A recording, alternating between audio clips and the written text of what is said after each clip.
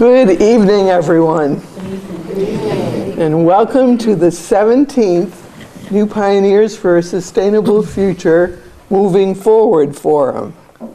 It's hard to believe that we've had 17 of these events over the years.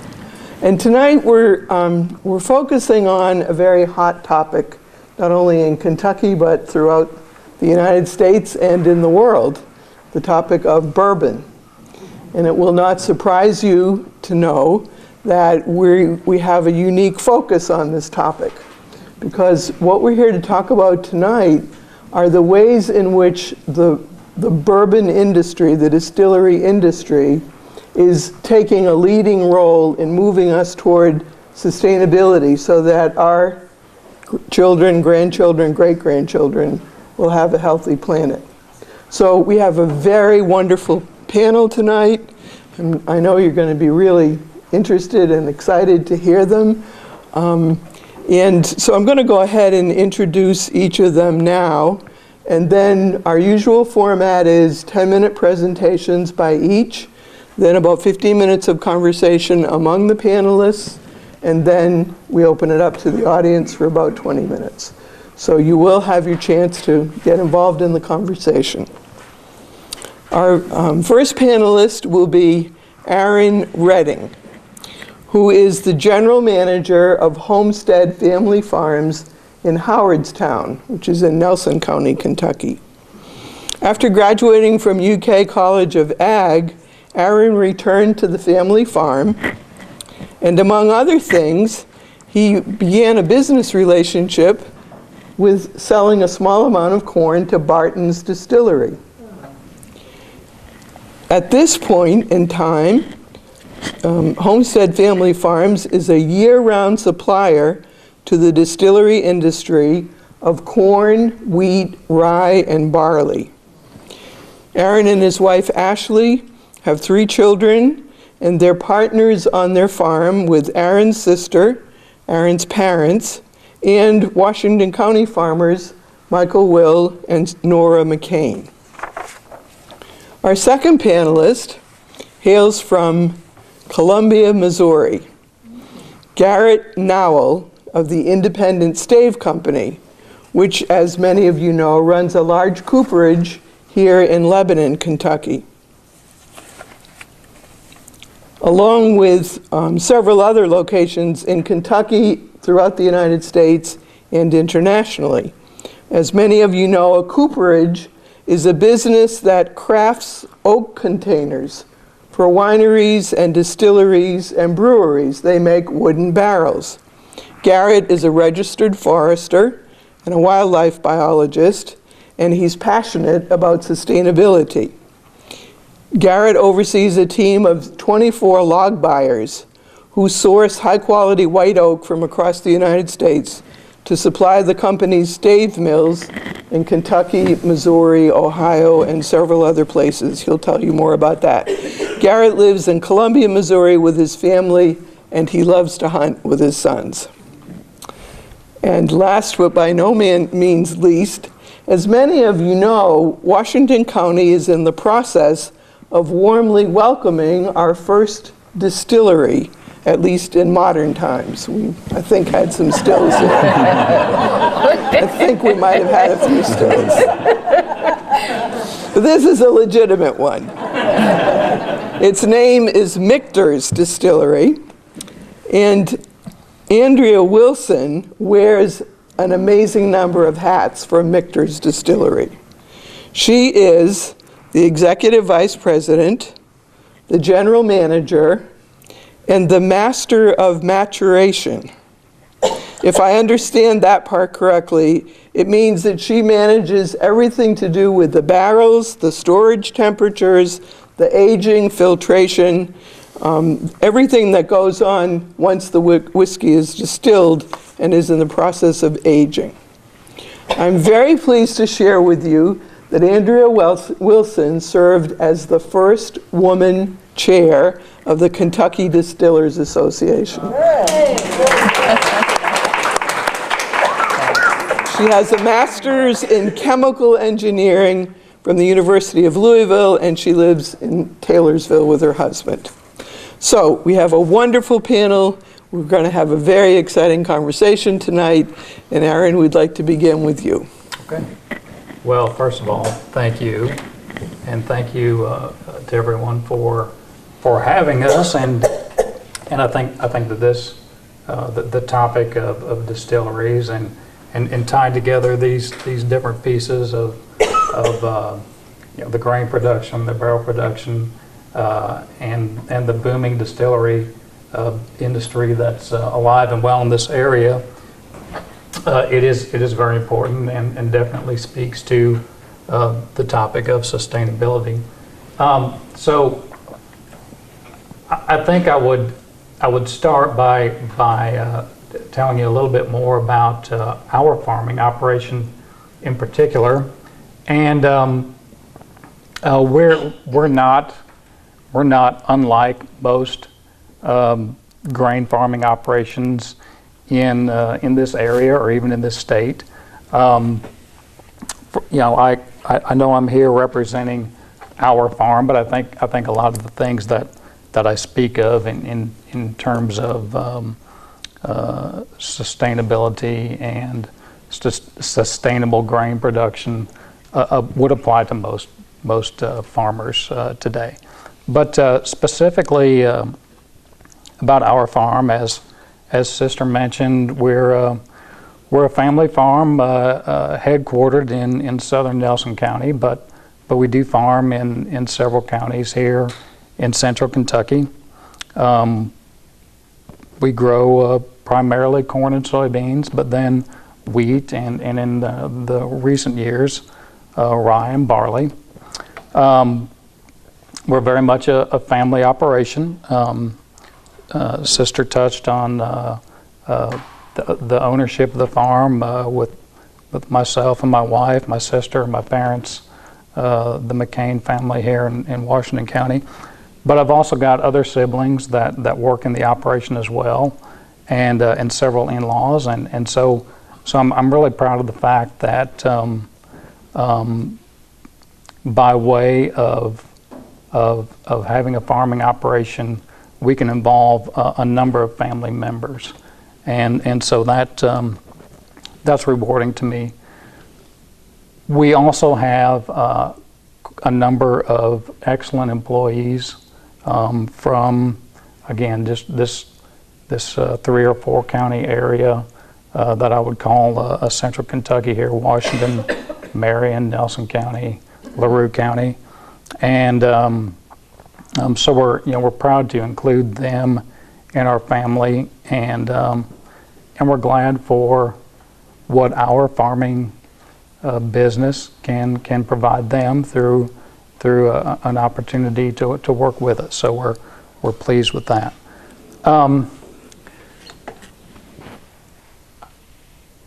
Our relationship with the distillery folks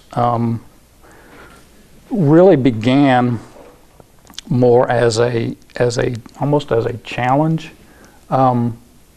As I had gotten out of college and came back home, we were much more of a livestock farm than a grain producing farm, and I liked livestock. I still do like livestock, but I wanted to try to grow the grain production side of our farming business, and so started growing a little more grain, and got to the point where we were growing more grain than we were really able to feed through our hogs, and so in looking for outside markets to sell the grain, I couldn't help but think about the distilleries, and I drove past them on a regular basis and knew that they used corn, but just didn't really know how to I guess establish a relationship with them.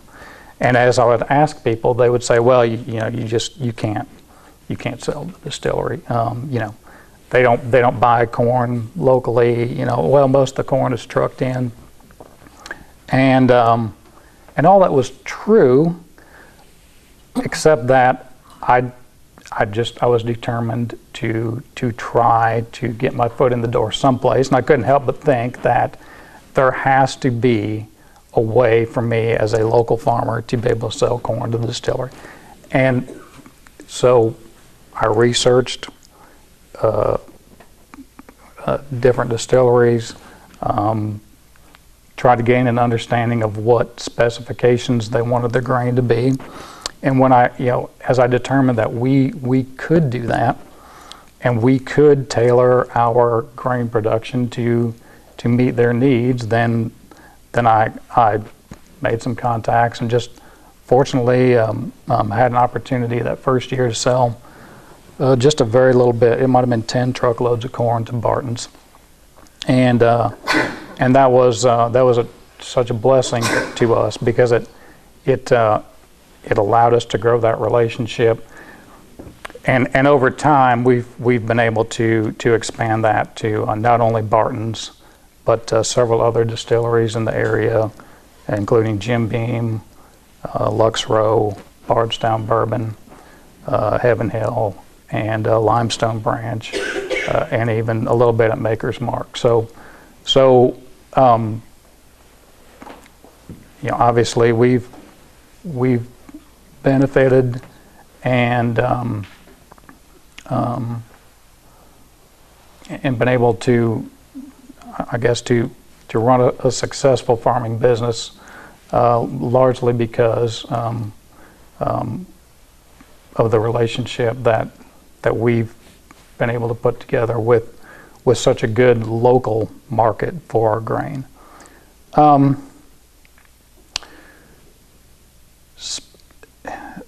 When I think of sustainability, and I know that's the focus of our discussion here. I think about the things that those of us in modern production agriculture do, the ways that we farm, the ways that technology enables us to be so sustainable. And sustainability is, as you pointed out, it's ecological and it's economical. By ways of the precision ways in which modern technology allows us to apply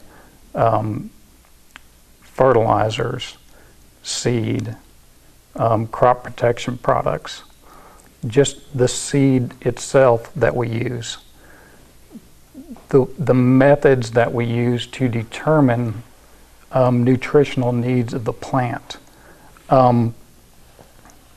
We have the opportunity to use so many tools today that help us definitely from an economic standpoint, and do so much to conserve the inputs that we use to grow the crop. I made the statement earlier that I really think that by and large, most everyone that's involved in production agriculture uses a sustainable model, whether they know it or not. There simply isn't enough margin in agriculture, whether it's a crop farmer or a beef producer or a pork producer or somebody who grows fruits or vegetables. There simply isn't enough margin to be unsustainable, at least not for any great length of time. So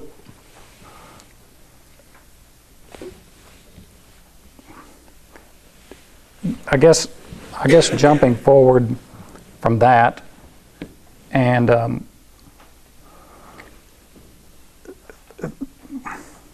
ultimately, sustainability for me means not only continuing our farming business today and providing for my family today and providing for my siblings and the folks who are employed with us. But ultimately, sustainability to me means that I have a business and a farm that my children have the opportunity to take over at some point.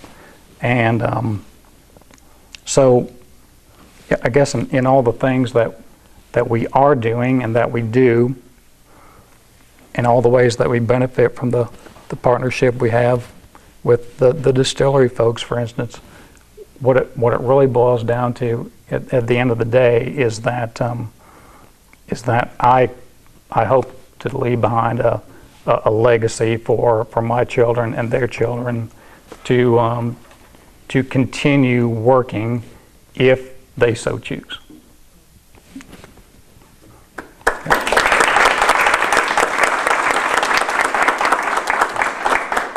Thank you, Aaron. Thank you very much. Garrett? All right. So, Independent Stave Company is the company that I work for, just like what Sister Claire said here.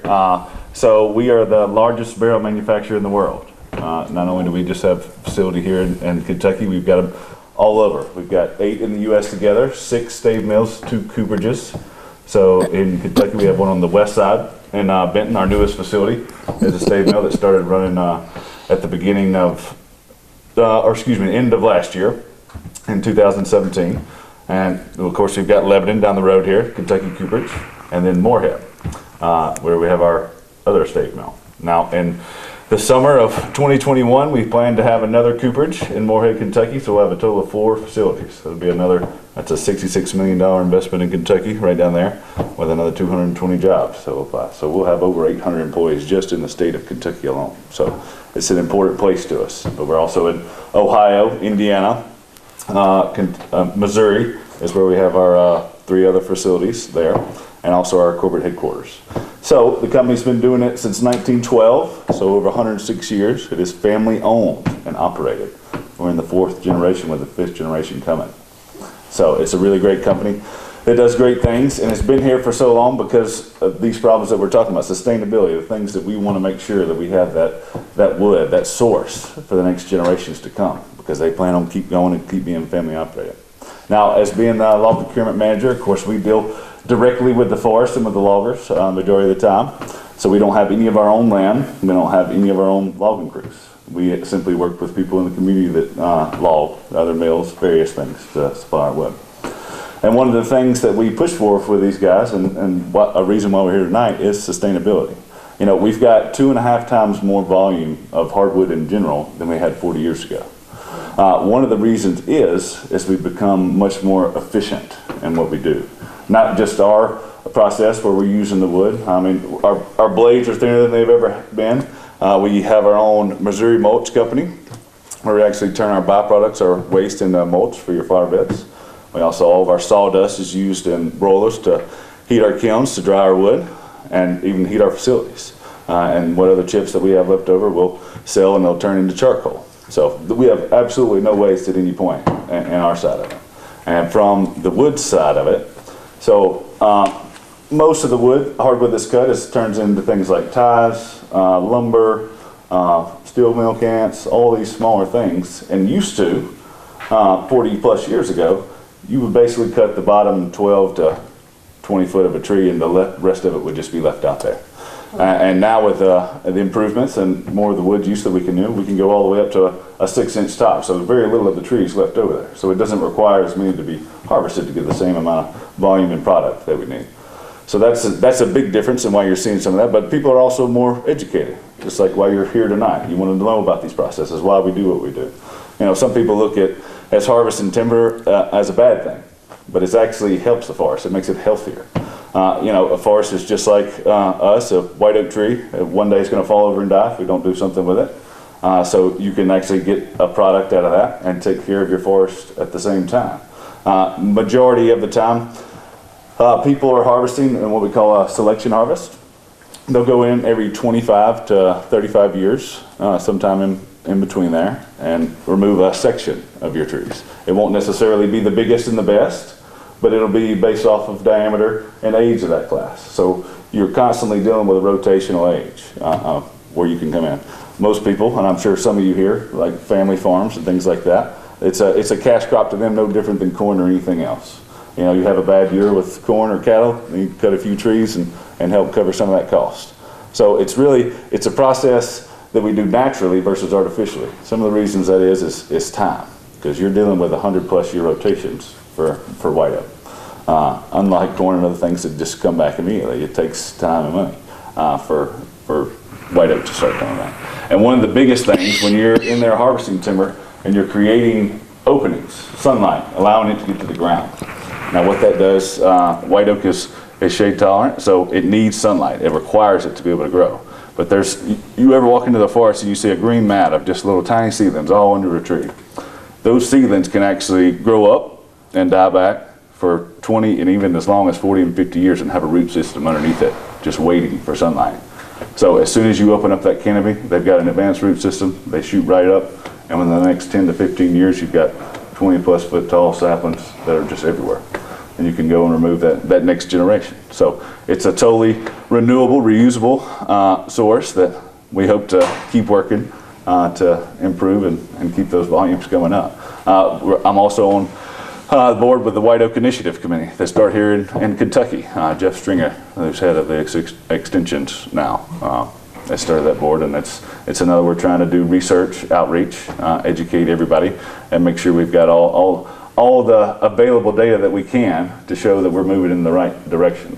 One of the biggest concerns is, yes, we've got more volume than we ever had, but is it the right age class? Because you're dealing, again, with these long rotations, so you have to be thinking 30, 50 years ahead of time. So we have a surplus of the larger trees, which is the ones that we harvest, of course, but we need more of the 5 to 10-year-old trees for that next generation. We need to make sure, and a lot of that's done by doing things like harvest, or other things called timber stand improvements, where you would go in and remove kind of the undesirable brush that's not really good for anything, but like the privet hedges and maples and things like that. Get the percentage of oak where it should be historically. And so that's a big part of it. We also work with American Forest. They are a foundation that does projects just like what we're talking about here. In Missouri, specifically last year, we did timber stand improvements on 220+ acres with them. We also planted trees on an abandoned lead mine site here in Kentucky, reestablishing not just white oak, all trees. Of course, the white oak's a part of it for us. But it's anything that we do to benefit white oak is going to benefit the forest in general, not just it specifically. So we look at it from a whole picture, because the forest is quite important to what we do, because we're serving over 40 countries and many people right here in Kentucky. So it's something long term that we're looking out for and making sure that we're taking care of. Sure. Can we hold the questions, please? Okay. Have you finished? I'm done. Yes. Okay, thank you very much.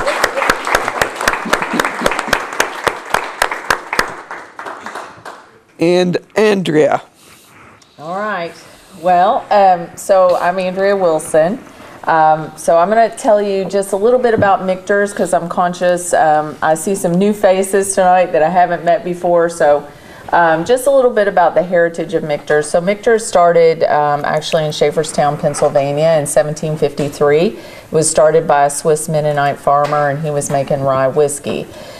Transitioned to a company called Baumberger's, and then ultimately closed during that fateful time called Prohibition.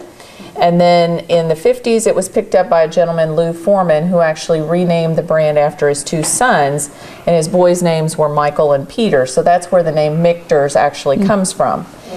And then in 1989, sadly, the distillery closed in Pennsylvania, and that was the end of Michter's. The family that owns the brand now acquired the abandoned trademark in the 90s. They were fans of Michter's. They were in the distribution business, and they have been on a long time journey to resurrect this brand. So they started with their first phase of actually going around the Kentucky landscape and buying barrels, because bourbon wasn't booming in the 90s like it is now, and so they were able to acquire some cask and started bottling. And then their second phase, they developed their yeast, their mash bill, they started producing. with a contract producer, a great Kentucky producer.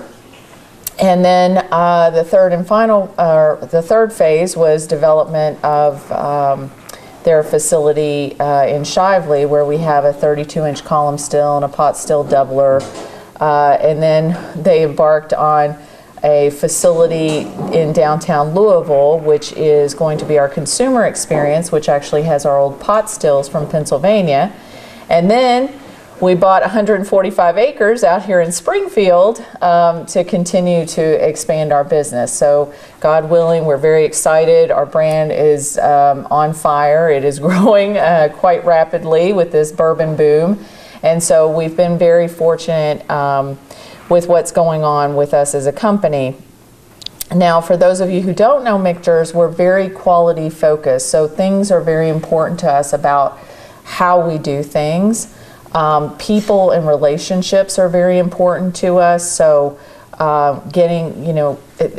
relationships in communities are very important to us. I have never seen an owner come to a facility as much as we see our owner. So that's a pretty amazing thing. The president and CEO, the ownership is very involved in what goes on, and they like to meet people and know what's important to them. It's an interesting thing about consumers today, is consumers want to know not just the product and about the brand, but they want to know where it came from, who made it, who was the farmer, what kind of barrel was it in, how long was it in there, who's the character behind, the making of the whiskey, what kind of techniques are they using? They ask a lot of questions. So the points that were being made earlier, these things are very much more important today than maybe they were years ago. And what you do is important to people, and how you think about sustainability, how you think about the environment. Those things are very important. So just some of the things that we have done to help you get a little bit of an understanding of who we are as a company. So when we purchased, the family purchased the old Fort Nelson building in downtown Louisville, which, if you don't know that building, it's a beautiful old building. It has a lot of cast iron architecture. Louisville is actually second to Soho, New York, in the amount of cast iron architectural buildings that it has. And they're quite beautiful, but this particular building has stood since the 1870s, and it was in terrible disarray. It was nearly ready to fall down. They actually purchased the building and have been on a 5-year journey of restoration and structural renovation of this building. So it's completely stabilized now. There's been a big steel cage put down in the building. All the brick has been put into the building. We've repurposed nearly all the material from the building to put back into the building, which certainly somebody else could have just said, you know what, we're going to tear down, we're going to keep the facade, we're going to tear down the back of it, put that in landfill, and move on and build something that will be a whole lot cheaper than it's going to cost to restore this building. So it's an amazing project. It's quite beautiful. We have an energy efficient heating and air conditioning system in it, and it's going to open later this year. So I encourage all of you to come and see that. But we've also repurposed a building in Shively where our manufacturing facility is. So that was an old auto parts manufacturing building, and it didn't look like much, to be honest, but that has all been completely renovated as well, and includes our bottling processing. We have one on-site barrel warehouse, and then we have our distilling operation. Things that, when we talk about sustainability, things in our current facility that we do. So everyone here probably knows, but a byproduct of the distillation process is your spent grain. So, after you distill, you have this liquidy substance, and it's got grains in it, it's got liquid. The grains, we send it through a strainer, we separate it into what we call thick and thin stillage. The thick stillage, actually, we discharge to the municipality locally, and some people might say, oh my gosh, what are you doing that for? It's a little different in Louisville because it would be difficult for farmers to come in. So a lot of other companies will sell their slop or give their slop to farmers for cattle feed. But it's a little difficult for farmers to get into Louisville and get all those pickups. So we're able to discharge to the local municipality. The municipality takes all the solids, they centrifuge them, and they turn it into what's called Louisville Green, which is a fertilizer program that's commercially available. So it's just a different type of pathway. But other distillers will take their spent grains, they dry them, they turn them into other materials. So there's lots of outlets for spent grains. Other things we do, recycling cardboard, glass. We have a universal waste program where we take oil, batteries, light bulbs, ballast, all kinds of stuff, and those all get properly reclaimed. But then there are other more interesting things. So, like, we heat our hot water. We actually take the stillage that I just talked to you about, which is extremely hot when it comes off the still, and we use that to heat our water within our facility. So, rather than waste that energy is just sitting there beautifully hot. So we actually leverage the energy from that. We heat the beer, so we call it distiller's beer, which goes into the column still. We heat that beer in advance so that it reduces the steam usage. So, we're constantly thinking about, even the sour mash process. It's interesting, everybody always talks about the sour mash process, but that liquid, when I talked about the thick stillage and the thin stillage, that liquid that's thin stillage, we return a percentage of that to our cooker, which lessens the amount of water that we have to have for the cook. So the sour mash process in and of itself is in a thoughtful way to manage utilization of water. Any waste spirits that we have at all, we send those all for reclamation for fuel ethanol, which is an important piece. We also have efficient lighting systems that work off of motion sensors. So those are all, there's a laundry list of things, but those were things that I wanted to bring forward because I thought they were things that people could identify with and relate to in terms of what we do and the way we think about how we use energy and water. But then our journey continues here in Springfield. So I'm certain that there are people in the audience right now who are wondering when things are going to start happening. So we have been on a journey out here. We've been doing a wetland delineation. So if you don't know what that is, we've worked with the Army Corps of Engineers, and they've actually come into the property. I've personally walked the entire grounds with them, looking at all of the streams and water bodies on the property so that we can properly delineate, so that when we do and as we build on this property, not just the parcel where we'll be building over here, but the entire parcel, so that we know how to do this sustainably within the current ecosystem that lives on the property. So we know that we have beautiful habitats for bats also, which was an interesting thing to find out during that study. And we know where all of our wetlands are. We know where our ephemeral streams are and intermittent streams. So that's been a good project, but that will definitely help us as we continue to move forward. We've been working through the permitting process, and we hope to be out to bid sometime the end of this month, early next month, and then we'll get the bids in a few weeks after that, and then we hope to be in construction in August, which is a very important timeline for us because we were trying to get the first building done by late spring of next year. So, and with winter coming, you never know what that will bring. We've been fortunate, but you never know. So that's kind of the timeline that we're on. We have been partnering with local farmers to do some crops here for us. We're doing non-GMO grains. We have worked with them for sustainable farming practices and good crop rotation.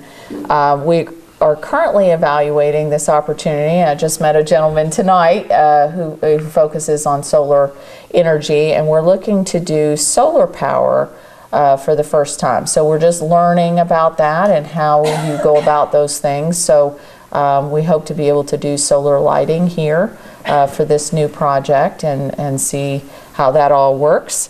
And then, I think the big thing for us is that things like this, with regard to sustainability and really important topics, require conversations. And it's conversations by, us and people in this room that allow opportunities to happen. And I think that's one of the most important things, both personally and professionally for me, is that, just be open to the possibility of learning and trading thoughts, and it's amazing what can happen. So, thank you.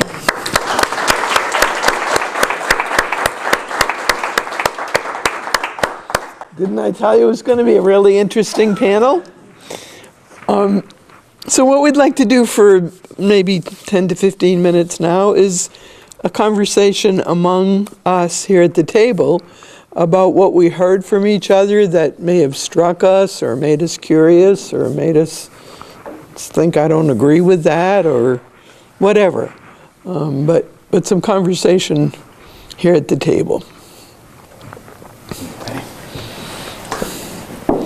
Well, I would say the one thing that struck me, because it came out when we spoke earlier, and it came out definitely when you spoke, is just about the sustainability of families and ongoing generations who want to be a part of, farming or barrel making or bourbon making, whatever it is. And how do we create opportunities for them that are good enough that they can raise families on the income and still continue to leave a legacy. And I think that there's something really rich about the conversation. From a bourbon perspective, it's one of the greatest things that I see happening right now is that my whole growing up time, the bourbon industry, when I got into it, all the roles were filled with the same people who'd been in those roles for 30 and 40 years because it's a career industry.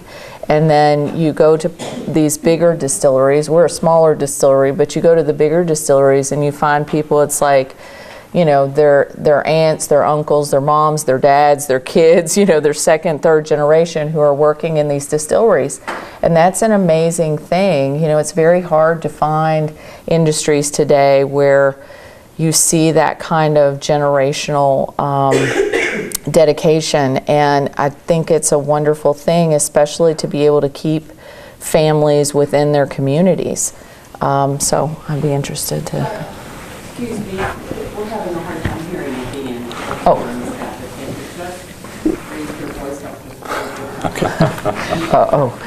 Be loud mouths now. I can be much louder for sure. We can absolutely be louder. I apologize for that. Yeah.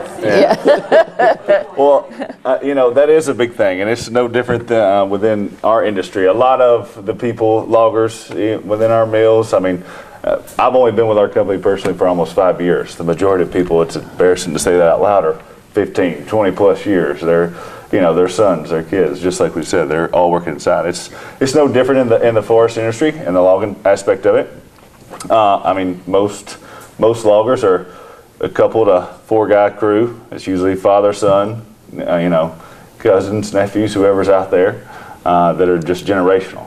And the biggest thing and the biggest push that we're having is getting more people interested in it long term. Because we need more loggers. We do have a shortage of them. It's hard work. It's something that's year round. You work in the cold, you work in the heat, but it can be very beneficial for you. It's just hard manual labor. A lot of it still has to be cut by hand. When I say by hand, I mean with a chainsaw and somebody sitting out there cutting it. And we do have a lot more mechanized, and that's definitely helped to get guys more interested in it. But it also costs a lot of money to start a logging crew. Equipment's expensive. Diesel's expensive. So we try to adjust for that and help with that with pricing. Of course, we have to get more people interested into it and into the woods. So I think long term, we're working with different state agencies, or even the Kentucky Forestry Industrial Association here. We're promoting guys to get into the master logging school programs and things like that. In Missouri, we've got a whole school that we dedicated money to for the next 2 years to get kids. It's a vocational school, essentially, where they can go and learn how to be a logger from beginning to end. You go over the forestry side of it, the economic side, how to run a business, how to fix a chainsaw, fix a skidder, how to do all these things from an aspect that's important when you're starting crews like that. So, I mean, long term, we need more of them. It's something that we're trying for. And I know in the spirit industry, just like y'all are expanding here, needing more facilities, more people as you come in and you grow, it's part of the same reality, the same struggle, I think. Well, what I think what I hear from both of you, and I think it's part of my message as well is, my initial reaction to the word sustainability is it always causes me anyway to mentally go to ecological sustainability, which is part of it. But to ignore the economic side of what sustainability is to miss something, I think, because we can be ecologically sustainable, but if we're not in business anymore, then it really wasn't that sustainable. In fact, so I like the Andrea, that you bring up the family legacy and the family nature of all of the businesses represented here at the table, and that's very important. And at a time when it seems that American society is fracturing and fragmenting more and more, I hadn't thought about the generational aspect of the three aspects of your industry, but there's healing in that. There's social cohesiveness when generation after generation is connected through the work that it's being done. And especially if it's being done with a love for the land and the ecology as well. Yes. For sure. And what I hear Garrett refer to is how modern forestry practices and education and technology have enabled your business to be more ecologically sustainable in the same way that agriculture is, and in the same way that control systems and things that are in place at the distilleries help them to do the same. So it's fantastic. For sure. I was struck when you said that we have 2.5 times as much. We do. As many oak trees growing in this country than we did 20 years ago or whatever? 40 years ago. 40 years ago. It seems like we tend to think, well, all the forests are being chopped down. Now we can drive through Kentucky and see lots of forests, but it's really interesting to consider that maybe the health of the forest is improving in some ways. It is. It will actually become stagnant if you're not doing any kind of removals, or a windstorm or something comes through, even fire, when they run through forests like that, because when you see them out west or south, it's because they've got all this fuel underneath and nothing's being removed, nothing's being harvested. It's really dense, it's really thick, and it's just a recipe for, if the right conditions hit, it'll carry fire or something like that through it. Now, anywhere is susceptible to a thing like that. We're in the southeast here, so timber harvesting practices are a big part of what goes on in the southeast, so it's a little bit more open to that. But, just because it never really looks pretty, I'll give you that, when it's in the woods, but it's something that's both economically and it's good for the forest and for the community. I mean, there's a lot of jobs right here in this room from a piece of wood and some corn coming through. and a bourbon. Well, would anyone in our this side of the steps like to join into the conversation? You got one down there. I know, we're waiting. Go ahead, Bob. Talking about reforestation, and we know we have a practice in eastern Kentucky of mountaintop removal for coal. Can you speak up louder, Bob? They can't hear you. We have a practice in Kentucky, an industry called for coal, who have a tendency to want to remove mountaintops.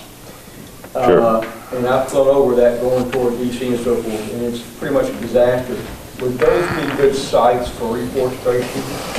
So yes, they can be reforested. Now, ideally, they're moving the topsoil off of the beginning, so you're not dealing with the great dirt to begin with.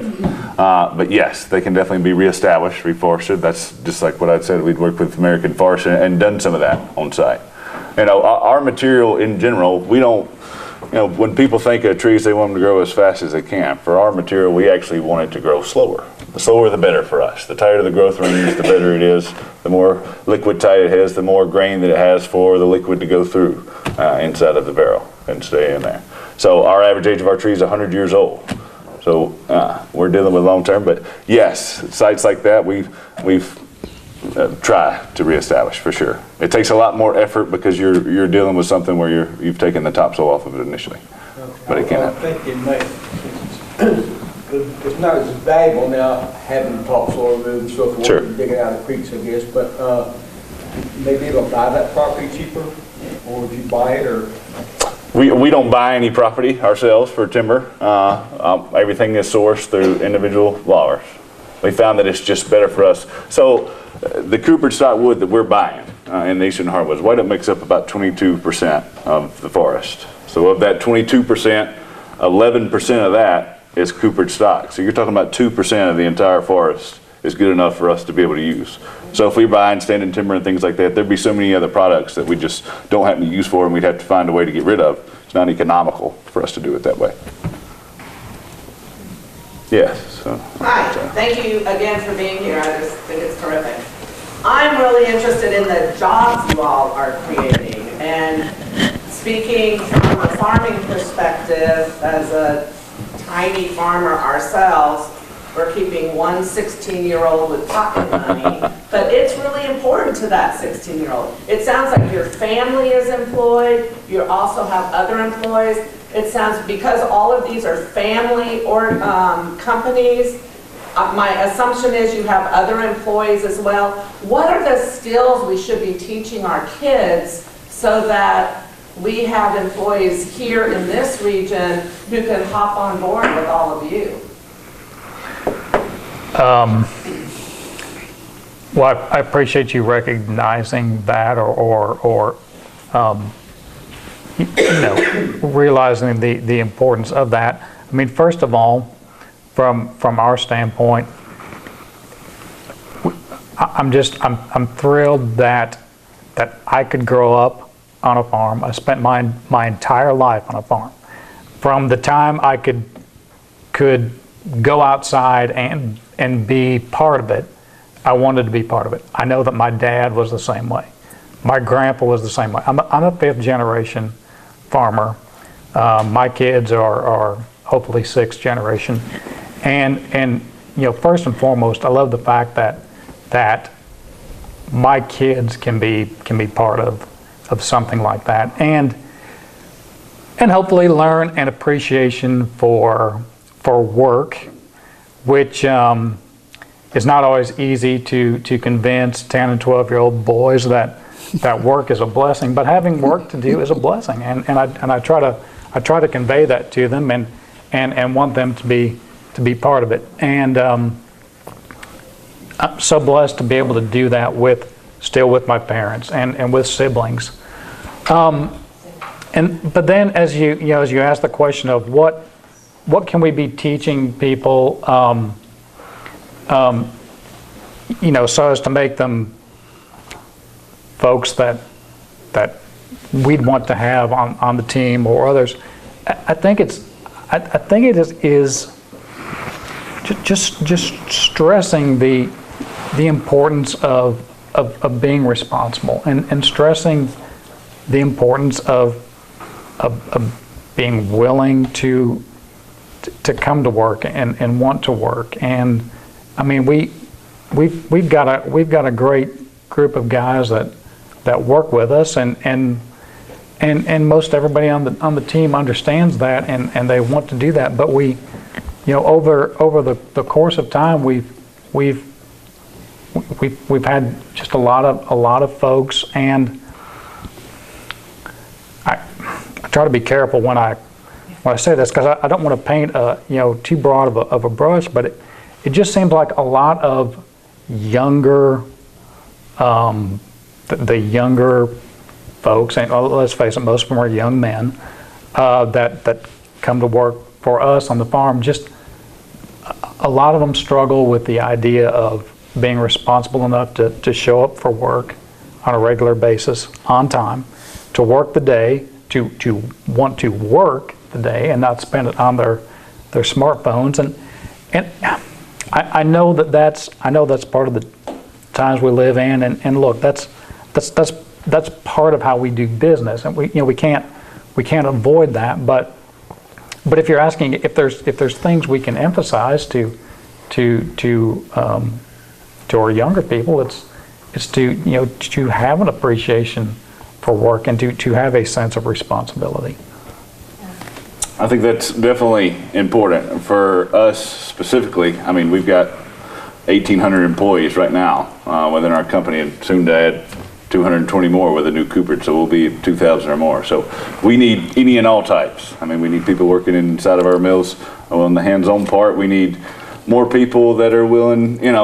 College is great. I mean, I went to college, got undergrad and grad, and it's helped me out dramatically. Now, a lot of people, it's not. You're better off in these vocationals. We need more maintenance people, maintenance supervisors, and in management positions inside the mill where you don't necessarily have to, but you've got an electrical background, and you've got all these things. So vocational schools, we need more people that are interested in those kind of things. The hands-on projects that we have. I mean, we have, of course, machinery and facilities everywhere. They require maintenance out of this world. And of course, we're building and growing. I mean, we've got an entire team of engineers that work for our company inside of it. So I mean, we can take any and all aspects. But from the biggest, where we struggle the most, where we want to get more people in, is with more of the hands-on part of it. Just like what he's talking about, you gotta show up. You're gonna learn a trade. It's not necessarily something that you learn in college. So I always try to push for people. College is great. It helped me out. But if you want to pick up a skill, welding, whatever it may be, it's also going to be very beneficial. We pay well for all those things. Mm-hmm. Yeah, I'd say it's the same for the bourbon industry. I mean, for what we're going to build out here, I mean, it's hard work. Moving barrels is hard work. These barrels weigh, 100 pounds empty, and about 500 full. So, it's great that they've kind of got this nice round shape to them because you can roll them. But, if you start rolling them all day long, I've done it myself. I mean, it takes a toll on a lot of muscles in your body. And so it's the same principle. It's like, this is a brilliant opportunity. I mean, these are not, I would say that, these are all good jobs, and they have great sustainable livings associated with them, but you've got to be willing to work.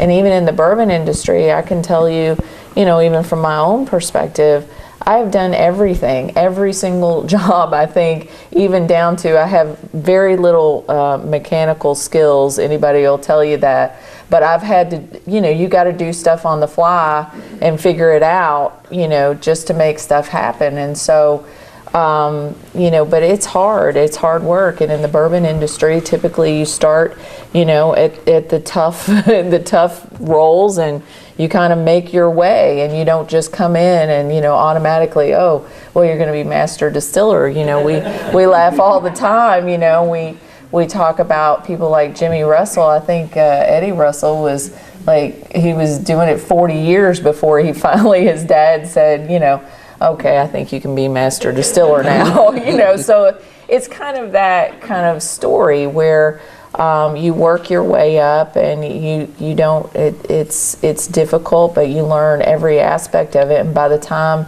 you are tenured in the industry, you understand the whole supply chain. Down to the relationship where it all begins at the farm, all the way to the final product that's sitting on in a consumer's home. And so I think there's plenty of opportunity for just in general in the bourbon industry. I mean, look online.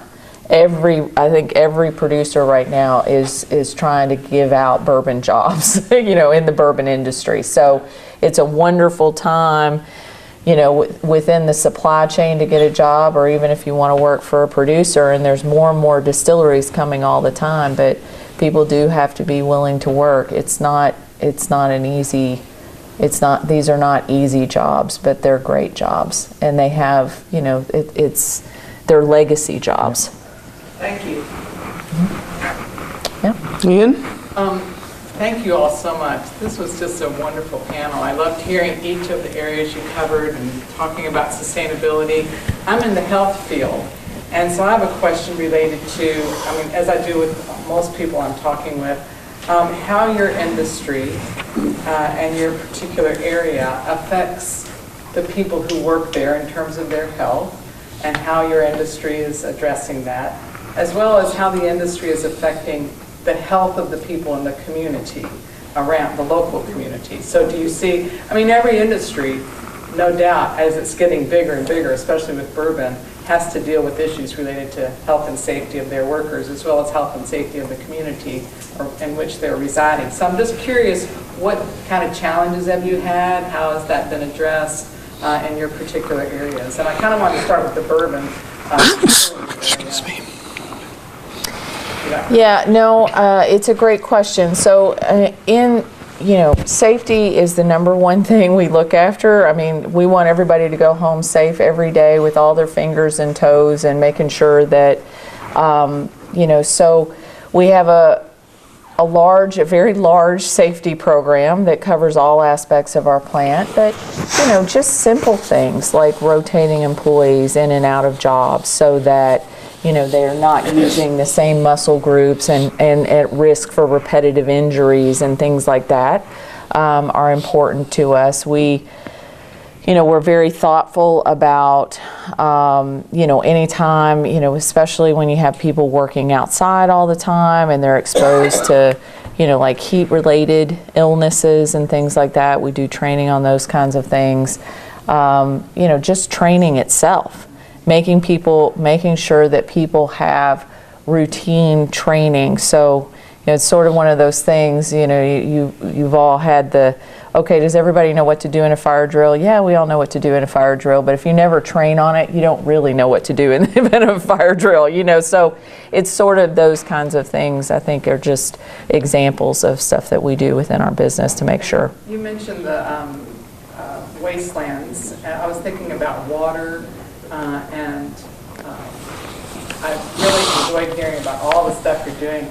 Yeah. For all you're doing with your products, all the way down to the bottom line. But I'm wondering about the water supply, for example, in the communities in which you're doing your work. How does your work affect the water supply of the local community, for example, and how do you address the ways it might be affecting that?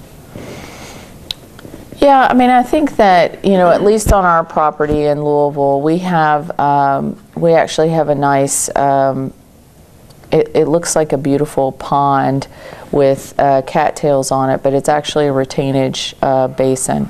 So anything on our property drains to that retainage basin. So if there's, in the event of anything, we have a gate on it so that it can't leave our property or get outside of our property and impact the community.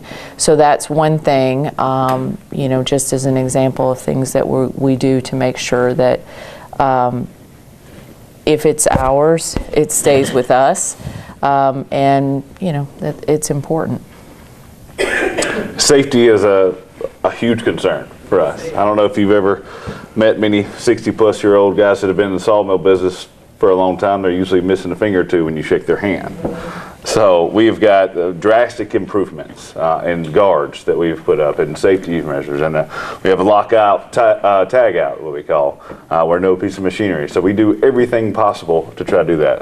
And all of our facilities, we're reducing, you're inside of a mill. I mean, it can be hot, it can be cold, but we've put air conditioning blow units in front of people now where they can stay cool during the summer, and heating units during the winter. We try to make it as pleasurable as it can be, for sure. We try to reduce the amounts of sawdust by using different blades inside of our to keep them from breathing that in. Just like the water source, we use water, of course, not in our building process. So white oak is made up, as soon as you cut it down, about 65% of it's water inside of it, so it tries to escape. So about 8 months out of the year, when it's hot just like this, when you cut a tree down, water is trying to just pour out of either end, and that actually cause the wood to bust and separate, which is no good. It'll be of no use if it starts to do that before we get inside of our mill. So we have giant sprinkler systems. One of our save yards where the logs stay underwater. All of our property, just like theirs, it drains to one pond, and we're 100% sustainable. We catch all the water that comes back in. We use it to keep our logs underwater to keep them from going bad. But the water within those ponds is perfectly fine. I wouldn't recommend taking a bath in it. It does smell after running through it, the tannins and everything else, but they say that you could drink it. But yes, I mean, safety for our people, working conditions that they can go home and, feel good about the day, and, not feel like a hard day's work, not like working in a place that was hard to work in. So naturally, farming is like logging, a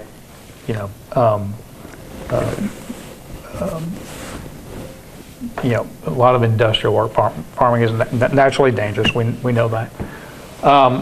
And so one of the things that we do, and I know earlier I said, the things that I talk about are probably commonplace on most farms.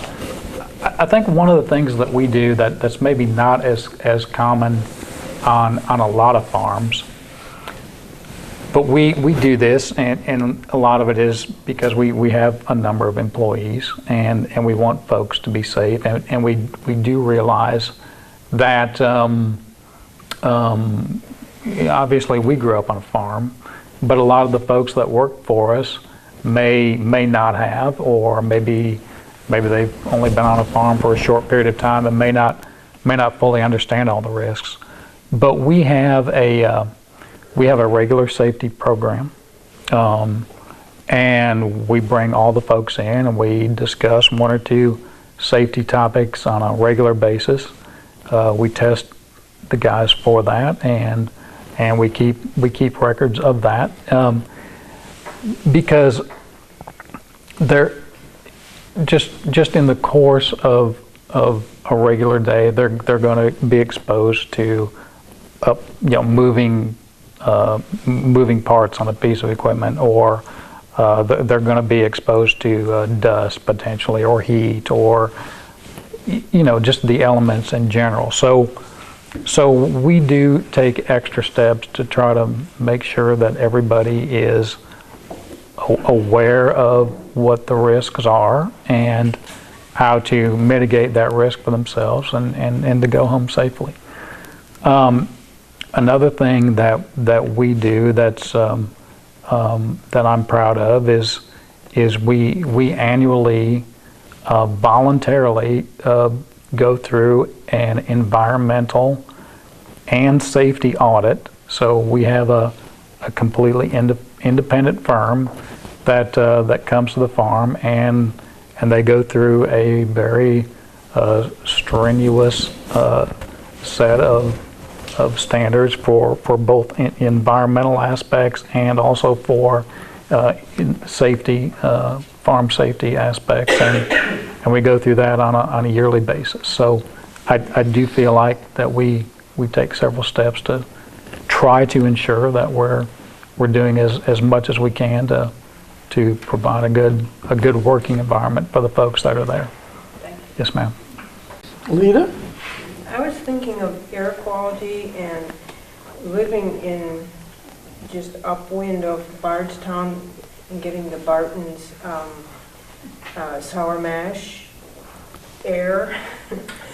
I'm very aware of that escaping, you know, and wondered, does that have any kind of energy value? What is it doing to the atmosphere, and can it be drawn down and used like you? It's wonderful how you explained how you did use the spent mash, and I just wondered if there were any recyclability in the gases escaping, and what have you ever thought of that? Well, I think that there's certainly, you know, CO2 that comes off of fermentation. We, you know, can be a source. I mean, you know, if somebody were to bring a soda plant, you know, it's CO2, you know, so it'd be readily available. I think those are opportunities, you know, certainly for discussion about how you partner, you know, to create other businesses. Trying to think of other things, that's the first thing that comes to mind. But I think, you know, in general, I would say, you know, like for us, one of the things that we've specified, you know, for the new facility we're going to build here is a low emission boiler. So, you know, it doesn't have as much emissions as, you know, other types. So things like that, thinking smarter and investigating what options are out there is very important too. And we were talking about also the black mildew, you know, mold, yeah, that gets on the cars and on the homes. It's there. That's a byproduct, you know, of any distillery. Yeah, I think that, you know, certainly, you know, it's, I think what we all call naturally occurring microflora. It's, Can you speak up a little again? yeah, it's called naturally occurring microflora. It's called Bedonia. It's, you know, it's present in nature. It's present right outside that door right now. Certainly, you know, there's been lots of discussions about this with, you know, different distilleries, et cetera. I can't speak to who and what and all of those kinds of things. What I can speak to is our own company. And, you know, we have had our facility for a long time. We are virtually landlocked in the area that we're in. We have a neighborhood right across the street from us, and we've never had any complaints. So, you know, we work really hard to try to make sure that, you know, what we're doing is being a good community citizen. So. And you said that's a lot of that is CO2. No, it doesn't have a relationship to CO2. Okay. That I'm aware of, but Okay. I'm not a scientist either. Ed and Rose? 20 years ago, almost no Kentucky grain was used in producing bourbon. Didn't matter a whole lot because those white oak trees in the forest were growing faster than the bourbon market. The bourbon market was in pretty steep decline, and there was serious concern that the industry itself was sustainable. As the turnaround occurred about 18 years ago, the distilleries started wanting to buy their grains locally. And sustainability had a whole lot to do with that in two ways. First, as Andrea said, the distilleries wanted to know where their corn is coming from. before that, they were buying their corn in Indiana and had no control over the markets at all. The second thing, in some export markets, they don't want a product that can't be certified GMO free. Aaron, is your corn, do you use GMO free corn? We use both. We do grow non-GMO corn, but then we also do grow traded corn as well. And to your point,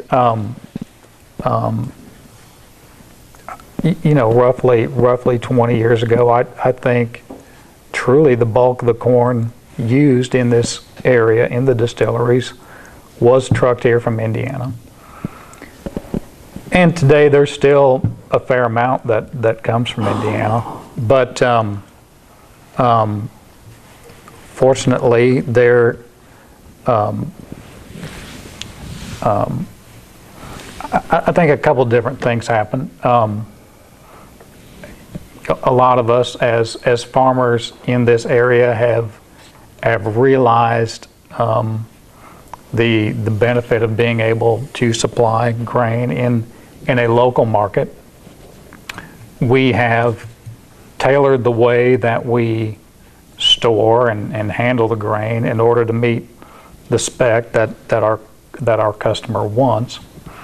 But you touched on another thing, and that is not just in the distilling business, but in the food business as a whole. There is a desire amongst the consumers to know where it came from, or to be able to say that it was sourced locally, or even to be able to pinpoint that source. And that's something that many of us in production agriculture have been able to do, and technology has given us the ability to say specifically, even down to the farm, that a certain truckload of corn came from. And so as a customer has that need or sees an opportunity, if they can use that kind of information, we are able to give that to them now, where in the past we couldn't do it, and there really wasn't even a demand for it. So a lot of things have come together to make all of that possible, and to create more of that local demand that we see now. Right here in this distillery belt, I would call it, of central Kentucky, there's a demand for roughly 21 million bushels of corn annually, just amongst the bourbon distilleries. So that's a tremendous amount of corn. And then wheat or rye, there's probably demand for 5 or 6 million bushels of that, and then for malted barley, another million and a half or so bushels. So there is a tremendous opportunity for farmers in this area to be part of this business, which is so prominent here and which is growing rapidly. Anyway, Rose? Aaron, when you started to talk, I was kind of interested when you said that it sounded like your family, but there were also a couple of other families. And I guess some of the statistics I've heard around here are that a lot of kids, there's flight away from the rural area. And, not as many people interested in farming. And then when I hear, like what you're doing, I'm wondering, how many of the what can we do about, sustainability? This is a rural community. Sure. So what can we do to get the resources that are needed for that from here? Are we talking with, I know that if you're talking about logging, that's a business. And it takes a lot to build it up, and as you said, you have to learn a whole lot. But I mean, it seems like we need to be talking as a town also, you know, about how we can grow agriculture in a way that honors what this rural area is about. Yeah, I think it's I think there's something really powerful about that, because I think the bourbon industry, it's a Kentucky signature industry, and I think that, you know, any one of us sitting up here, you know, I think about when I was young and different people from different, you know, people's parents, family members, you know, they would come see you at school and they would tell you about the cool jobs that they do.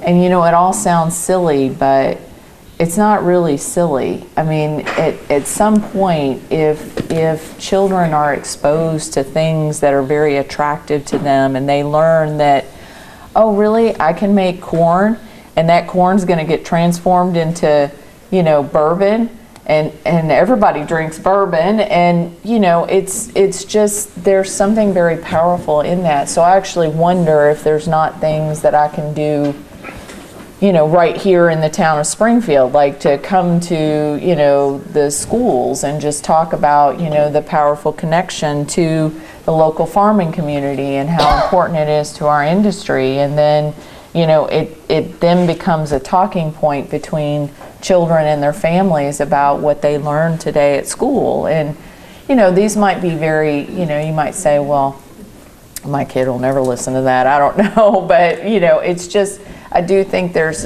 an opportunity there. And the same thing with logging.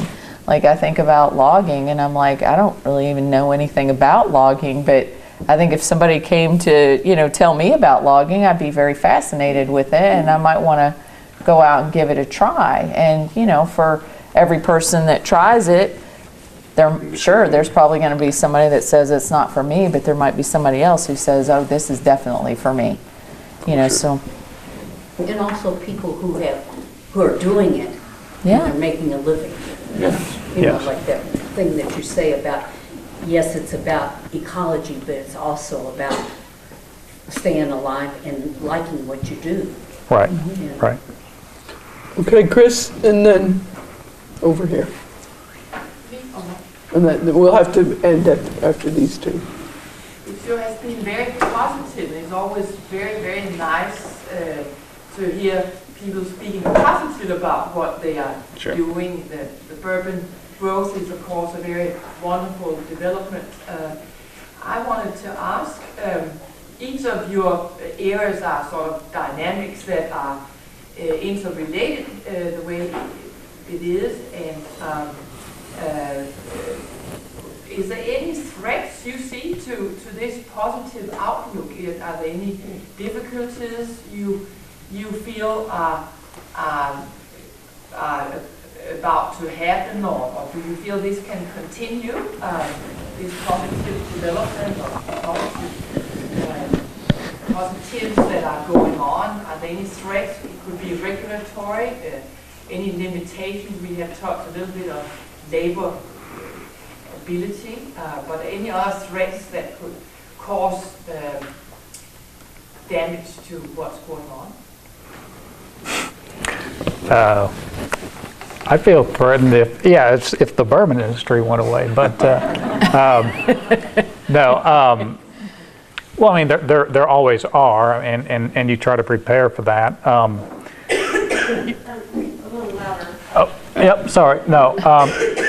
Just talking about threats. There always are threats, and you try to prepare and take steps to mitigate them. But you know, certain things are out of your control.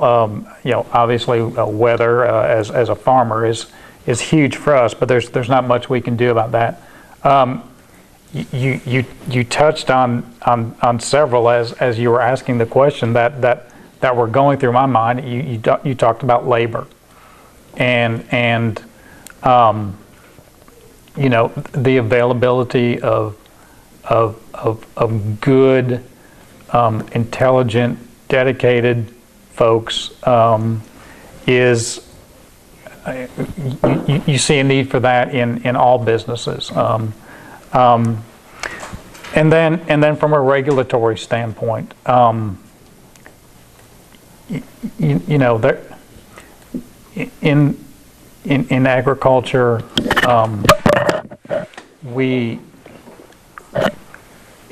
I think the agriculture community as a whole is very proactively operating in a very sound and sustainable manner. But, you know, in the event of some type of overreaching regulation, it could really put a chokehold on farming and on some of the things that we do and some of the crops that we're able to grow. So that is always a concern. We share a lot of the same concerns with that. I mean, so the spirit industry, the wine industry, of course, we're tied to heavily. You know, it's not going away ever by any means. I'm not worried about that, because there'll always be alcohol. But yeah, so we try to project out as far as we can, and forecast looks good. You know, we're dealing with millennials now that are coming in and drinking, and it's the new thing. So we've got a whole entire generation of people for the next 30 plus years. They're going to be in that particular product. Now, from a standpoint, and the white oak, we're always worried about insects and diseases that are possibly spreading. I mean, we're dealing with it with ash right now. Elm has been in the past. So we're trying to make sure that we're keeping our forests healthy so that doesn't happen and getting ahead of it. And I haven't seen anything like that that's been of any real concern yet. So long term, no different. We're always worried about it. We always need more people to work. But we're always able to find. I mean, we're trying to do everything we can to get people more interested in it. Do you want to add that I was just thinking, because you are, of course, you sell a lot of the bourbons in America, but you have the export markets and that you are very depending on that are expanding a lot. And regulatory changes there could have an impact on the products here. And so I was curious to hear if there was anything there of regulatory changes that could cause that you would have to change something, or that would cause limitations. Let me jump in here real fast. I'm living in next line after your question. But I had a question about where, because this may be up to the elephant door, where your product is sold. Local, regional, state, national, international. What percent of your product is sent to those different, how broadly do you sell your product? And certainly, that's my question. How much is sent? How much bourbon is sent? Buying it. Well, it'd be interesting to hear the grain, the lumber, all three of you. Where do you sell your product? You know, about region, you know, state, local, national, international. Sure. Do you all have those numbers in your head? Yeah, so just because we're privately held, so I'm not going to necessarily break it down for you in numbers, but our products are available through the 50 U.S. states, but we're also, we're exporting now to almost 50 countries globally. So, What percent are you selling nationally and what percent internationally? still the United States is our largest market. You know, the export market, we're still a very limited production, very small company by comparison to somebody like, you know, Beam or somebody like that. You know, we're much smaller in size, but you know, the U.S. is still our largest market. It's the same for us, no different. The majority of what we do is here. Of course, we serve 40 countries, but we've got other facilities in those countries that serve those in particular. Now, American oak is becoming more popular in the wine industry in France and in Europe, but spirits is also a big deal over there.